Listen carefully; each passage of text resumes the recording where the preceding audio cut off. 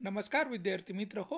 नवनाथ खित्री या यूट्यूब चॅनलवरती तुमचे सर्वांचे स्वागत आहे. आज आपण ह्या व्हिडिओमध्ये बघणार आहोत महा TET परीक्षेसाठी अत्यंत उपयुक्त असणारा बालमानसशास्त्र व अध्यापनशास्त्र या विषयावर आधारित 2024मध्ये झालेल्या TETमध्ये विचारलेले प्रश्न व त्याची उत्तरे आपण ह्या व्हिडिओमध्ये घेतलेली आहेत. मित्र हो, अशाच नवनवीन व्हिडिओसाठी नवनाथ खित्री या यूट्यूब चॅनलला सबस्क्राईब करा, लाईक करा, शेअर करा आणि कमेंट करायला विसरू नका. चला तर पहा, व्हिडिओला सुरुवात करू. चला पहा, पहिला प्रश्न बघा.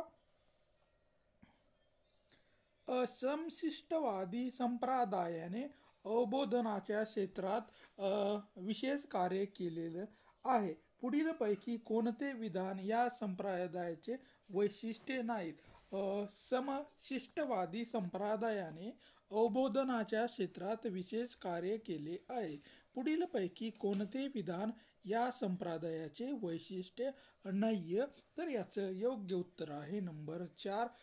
वस्तूच्या निरनिराळ्या भागाचा अवबोधन स्वतंत्रपणे होऊन नंतर त्याचे संघटन व्यक्तीकडून केले जाते. हे जे काही वैशिष्ट्य आहे हे समशिष्टवादी संप्रदायाचे वैशिष्ट्य आपल्याला नसलेलं दिसून येतं. यानंतरचा प्रश्न आहे, मानवशास्त्रातील विविध अभ्यास पद्धतीपैकी प्रायोगिक पद्धतीच्या मर्यादाविषयी खालील काही विधाने आहेत. त्यापैकी कोणते विधान असत्य म्हणजेच चूक विधान आपल्याला ओळखायचं आहे? प्रायोगिक पद्धतीच्या संदर्भामध्ये चूक विधान ओळखायचं आहे. तर याचं योग्य उत्तर आहे 1 नंबर. या पद्धतीचा निष्कर्ष पडताळून जरूर तर फेरफार करणे शक्य होते. हे विधान आपल्याला चुकीचं असलंय. या पद्धतीने जर अभ्यास केला तर या पद्धतीचा निष्कर्ष आपल्याला पडताळून पाहता येतो, तसेच फेरफार करणे शक्य होते. त्यामुळे हे विधान आपल्याला चुकीचं असलेलं दिसून येतं. यानंतरचा प्रश्न आहे, खालीलपैकी कोणत्या ग्रंथीद्वारे अनेक जीवरस तयार होतात? त्यापैकी एक रसायनाचा परिणाम शरीराचा बांधा व आकारमान यावर होतो. तर याचं योग्य उत्तर आहे नंबर 2. मस्तिष्क ग्रंथीमध्ये एक असे जीव रसायन तयार होते, त्यामुळे मानवाच्या शरीराचा बांधा व आकारमानामध्ये फरक होताना आपल्याला दिसून येतो, मस्तिष्क ग्रंथीमधील रसायन तयार झाल्यामुळे. यानंतरचा प्रश्न आहे, संशोधनाचा विकास होत असताना तास, दिवस, महिना, वर्ष हे संबोध हळूहळू निर्माण होऊन डॅश डॅश वर्षाच्या वयापर्यंत भूत, भविष्य आणि वर्तमान यातील फरक मुलांना कळू लागतो. तर याचं योग्य उत्तर आहे नंबर 1. 8 ते 9 वर्षाच्या वयापर्यंत लहान मुलांना भूत, वर्तमान आणि भविष्य या काळाविषयी हळूहळू समजायला लागतं, 8 ते 9 वर्षाच्या मुलांना. यानंतरचा प्रश्न आहे, एखादा गायक किंवा चित्रकार आपल्या कलेत इतका रमून जातो की त्याला स्थल कालाचे भान राहत नाही. या प्रकारच्या अवधानाला डॅश डॅश असे म्हणतात. तर याचं योग्य उत्तर आहे नंबर 3. अनैतिक अवधान या प्रकारामध्ये हे मोडताना दिसून येतं. म्हणजेच एखादा गायक किंवा चित्रकार आपल्या कलेत इतका रमून जातो की त्याला स्थल कालाचे भान राहत नाही. या प्रकारच्या अवधानाला अनैतिक अवधान असे म्हटल्या जाते. यानंतरचा प्रश्न आहे, खालील दिलेल्या विधानामध्ये कोणते विधान कुमार अवस्थेचे वैशिष्ट्य नाहीये? तर याचं योग्य उत्तर आहे नंबर 2. हे कुमार अवस्थेतील सामाजिक संबंध कौटुंबिक संबंधांना पूरक असे असतात. हे विधान आपल्याला कुमार अवस्थेचे वैशिष्ट्य नसलेलं दिसून येतं. म्हणजेच कुमार अवस्थेतील सामाजिक संबंध हे कौटुंबिक संबंधांना पूरक असतात. हे विधान आपल्याला कुमार अवस्थेतील विधानाशी चुकीचं दिसून येतो. यानंतरचा प्रश्न आहे मॅकडुगल यांनी केलेल्या सहज प्रवृत्तीच्या वर्गीकरणामध्ये समाजनिष्ठा या घटकामध्ये खालीलपैकी कोणत्या प्रवृत्तीचा समावेश होतो? तर याचं योग्य उत्तर आहे नंबर 4 संपादन व निर्मिती. हे मॅकडुगल यांनी सहज प्रवृत्तीच्या केलेल्या वर्गीकरणामध्ये समाविष्ट समाजनिष्ठ घटकामध्ये संपादन आणि निर्मिती यांचा समावेश होताना आपल्याला दिसून येतो. संपादन आणि निर्मितीचा समावेश. यानंतरचा आहे एखाद्या गोष्टीचे ग्रहण जेवढ्या जास्त प्रमाणात होईल तेवढी ती गोष्ट आपल्यात स्मरणात राहते.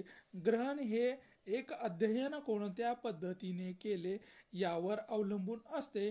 एखादा उतारा किंवा कविता एका बैठकीत पाठ न करता अधूनमधून विश्रांती घेऊन पाठांतर केले जाते. वेळेच्या विभागणीवर आधारित असलेल्या या पद्धतीला डॅश डॅश असे म्हणतात. तर याचं योग्य उत्तर आहे नंबर 2 समांतर पद्धती. समांतर पद्धती असं म्हटल्या जाते. म्हणजेच एखादी गोष्ट सरळ किंवा सगळी एकदाच पाठ न करता ती थोडी विश्रांती घेऊन अधूनमधून विश्रांती घेऊन पाठ केली तर ती व्यवस्थितरित्या पाठ होते. अशा पद्धतीला समांतर पद्धती असं म्हटल्या जातं. यानंतरचा प्रश्न आहे व्यक्तिनिष्ठ परिस्थितीत एका पद्धतीने यश मिळाल्याचा अनुभव घेतल्यावर त्या दृश्य अशा दुसऱ्या परिस्थितीशी यश देणारी तीच पद्धती अवलंबिते. हे थॉर्नडाईक यांच्या डॅश डॅश पद्धती डॅश डॅश या उपपत्तीद्वारे सिद्ध झाले आहे. तर याचं योग्य उत्तर आहे 1 नंबर चेतक प्रतिचार उपपत्तीच्या आधारे हे विधान सिद्ध झालेले आहे. चेतक प्रतिचार पद्धती उपपत्ती होय. यानंतरचा प्रश्न आहे उद्दिष्टाचे श्रेणीबद्ध वर्गीकरण करताना डॅश डॅश यांनी बोधनात्मक क्षेत्राचा विकास कसा होतो व भावनात्मक क्षेत्राचा विकास कसा होतो त्याचे टप्पे म्हणजेच उद्दिष्टे निश्चित करून त्याचा क्रम निश्चित केलेला आहे. तर याचं योग्य उत्तर आहे नंबर 2 डॉक्टर ब्लूम यांनी उद्दिष्टाचे श्रेणीबद्ध वर्गीकरण करताना बोधनात्मक क्षेत्राचा विकास कसा होतो व भावनात्मक क्षेत्राचा विकास कसा होतो याचे टप्पे निश्चित केलेले आहे. डॉक्टर ब्लूम यांनी हे टप्पे केलेले आहेत. यानंतरचा प्रश्न आहे स्वाभाविकरण संधिकरण अचूकता अनुकरण इत्यादी डॅश डॅश घटकाचा समावेश उद्दिष्टाच्या श्रेणीबद्ध वर्गीकरणात खालीलपैकी कोणत्या क्षेत्रामध्ये होतो? तर याचं योग्य उत्तर आहे 1 नंबर क्रियात्मक क्षेत्रामध्ये स्वाभाविकीकरण संधिकरण अचूकता अनुकरण इत्यादी घटकाचा समावेश आपल्याला क्रियात्मक क्षेत्रामध्ये होताना दिसून येतो. यानंतरचा प्रश्न आहे निकष संदर्भीय मूल्यमापन चाचणी ही क्षमताधिष्ठित चाचणी असते. खाली दिलेल्या विधानामध्ये कोणते विधान निकट संदर्भीय चौकटीचे वैशिष्ट्य नाहीये? तर याचं योग्य उत्तर आहे नंबर 3 ही कसोटी गटाच्या वर्तनाचे प्रतिनिधित्व न करता सर्वांचेच प्रतिनिधित्व करते. हे विधान आपल्याला निकष संदर्भीय मूल्यमापन चाचणी चे आपल्याला हे वैशिष्ट्य दिसून येत नाही. यानंतरचा प्रश्न आहे अध्ययनकर्त्याला विवक्षित पातळीपर्यंत पोहोचवण्यासाठी अपेक्षित दर्जा व त्याचे सध्याचे वर्तन यातील अंतर भरून काढणे आणि विद्यार्थ्यांना स्वतःचे मूल्यमापन करायला शिकविणे हे खालीलपैकी कोणत्या घटकाने साध्य होते? तर याचं योग्य उत्तर आहे नंबर 3, प्रत्याभरण या घटकाच्या साहाय्याने आपल्याला अपेक्षित दर्जा व त्याचे सध्याचे वर्तन यातील अंतर भरून काढणे व विद्यार्थ्याला स्वतःचे मूल्यमापन करायला शिकविणे हे महत्त्वाचे घटक असलेले आपल्याला दिसून येतात प्रत्याभरण या प्रक्रियेमध्ये. यानंतरचा प्रश्न आहे, बुद्धिमत्ता म्हणजेच अनेक विशिष्ट क्षमताचा समुच्चय होय असे सांगून खालीलपैकी कोणत्या मानसशास्त्रज्ञाने बुद्धिमत्ता ही एक जिन्सी नसून अनेक क्षमताचा समुच्चय आहे असे मत मांडून त्यांना प्राथमिक मानसिक क्षमता असे नाव दिले आहे? तर याचं योग्य उत्तर आहे नंबर 4, थर्स्टन यांनी बुद्धिमत्ता म्हणजेच अनेक विशिष्ट क्षमताचा समुच्चय असे सांगून मानसशास्त्राने बुद्धिमत्ता एक जिन्सी नसून अनेक क्षमताचा समुच्चय आहे असे मत थर्स्टन यांनी मांडलेले आहे आणि त्या प्रक्रियेला त्यांनी प्राथमिक मानसिक क्षमता असे नाव दिलेले आहे थर्स्टन यांनी. होय. यानंतरचा प्रश्न आहे, विशिष्ट उद्दिष्ट प्राप्तीसाठी जेव्हा एखादी क्रिया साधन म्हणून उपयोगी पडते तेव्हा ती विशिष्ट क्रिया साधनीभूत होते यालाच साधक अभिसंधान म्हणतात. खालील दिलेल्या विधानामध्ये साधक अभिसंधानाविषयीचे कोणते विधान असत्य आहे म्हणजेच चूक विधान सांगायचं आहे? तर याचं योग्य उत्तर आहे नंबर 4, साधक अधिसंधान उत्पत्ती हल्ला या मानसशास्त्रज्ञाने मांडलेली आहे. हे विधान आपल्याला चूक असलेलं दिसून येतं. यानंतरचा प्रश्न आहे, भावनिक बुद्धिमत्तेमध्ये हॉल्सली व मेयर यांनी 5 मूलभूत सक्षमता मांडल्या आहेत.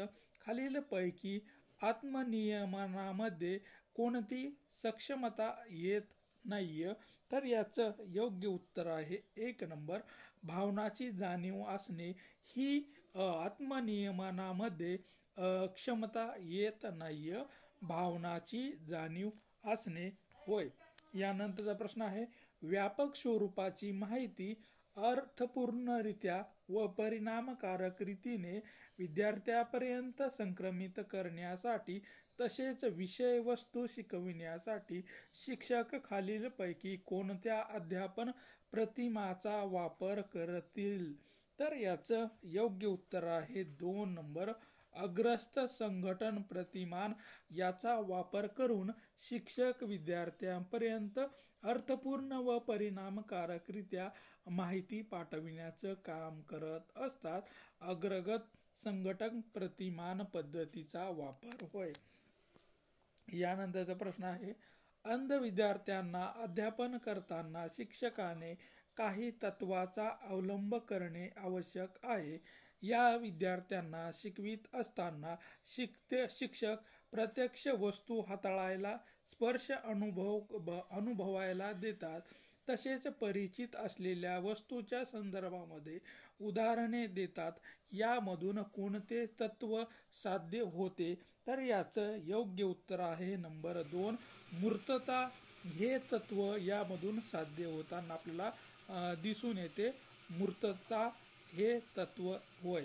यानंतरचा प्रश्न आहे, परीक्षेत कमी गुण मिळालेला विद्यार्थी प्रश्नपत्रिका फार अवघड होती, उत्तरपत्रिका कडक तपासली अशी कारणे सांगतो. हा खालीलपैकी कोणत्या सामाजिक संरक्षण यंत्रणेचा प्रकार आहे? तर याचं योग्य उत्तर आहे 1 नंबर, प्रक्षेपण या सामाजिक संरक्षण यंत्रणेचा हा प्रकार असलेला आपल्याला दिसून येतो, प्रक्षेपण या पद्धतीचा प्रकार. यानंतरचा प्रश्न आहे, प्रशिक्षण परिस्थिती आणि परीक्षण परिस्थिती या दोघांमध्ये जर काही समान व एकसारखे घटक असतील तर अध्ययन संक्रमण होते. हे खालीलपैकी कोणत्या उपपत्तीमध्ये मांडले आहे? तर याचं योग्य उत्तर आहे नंबर 3, थार्डाईकची समान घटक उपपत्ती. यामध्ये प्रशिक्षण परिस्थिती आणि परीक्षण परिस्थिती या दोन घटकांना एकसारखे किंवा एक समान अध्ययन संक्रमण पद्धतीमध्ये मांडले आहे. थार्डाईकची समान घटक उपपत्ती होय. यानंतरचा प्रश्न आहे, बांदुरा यांनी सामाजिक अध्ययन उपपत्तीद्वारे अनुकरण अनेक बाबीवर अवलंबून असते असे मत मांडले. प्रज्योत यांनी अनुकरण करणारा बालकाच्या दृष्टीने ज्याचे अनुकरण करायचे आहे ती व्यक्ती सामाजिकदृष्ट्या कितपत प्रतिष्ठित आहे यावर त्याचे अनुकरण अवलंबून असते. हे खालीलपैकी कोणत्या बाबी अंतर्गत आढळते?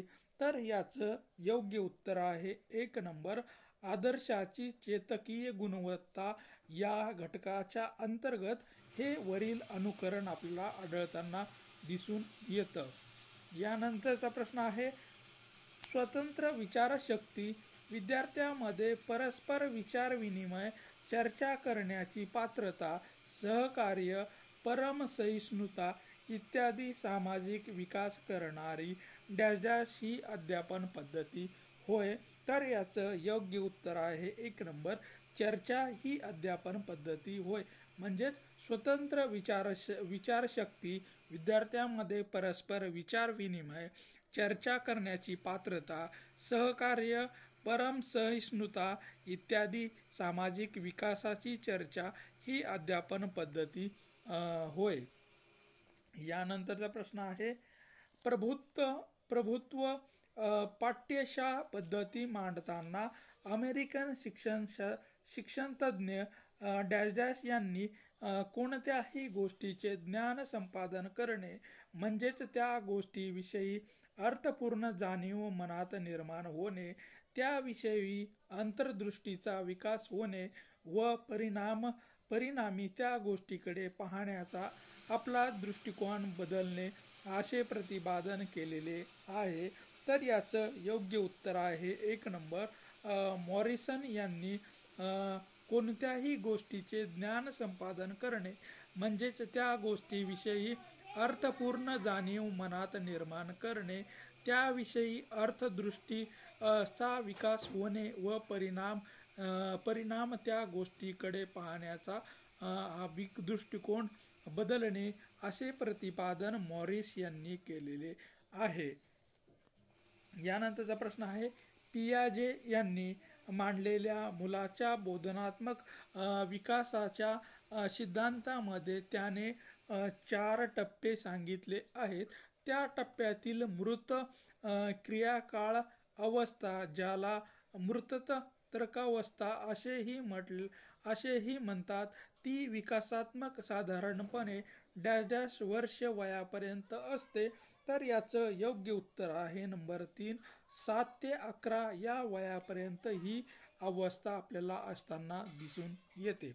यानंतरचा प्रश्न आहे, शरीर रचना व स्वभावधर्म यावर आधारित शेल्डन यांनी केलेल्या व्यक्तिमत्वाच्या वर्गीकरणामध्ये स्थूल जीवनबद्दल आवड असणाऱ्या आनंदी समायोजक व्यक्तीचा समावेश कोणत्या प्रकारामध्ये होतो? तर याचं योग्य उत्तर आहे 1 नंबर, एंडोमॉर्फिक या प्रकारामध्ये याचा समावेश होताना दिसून येतो.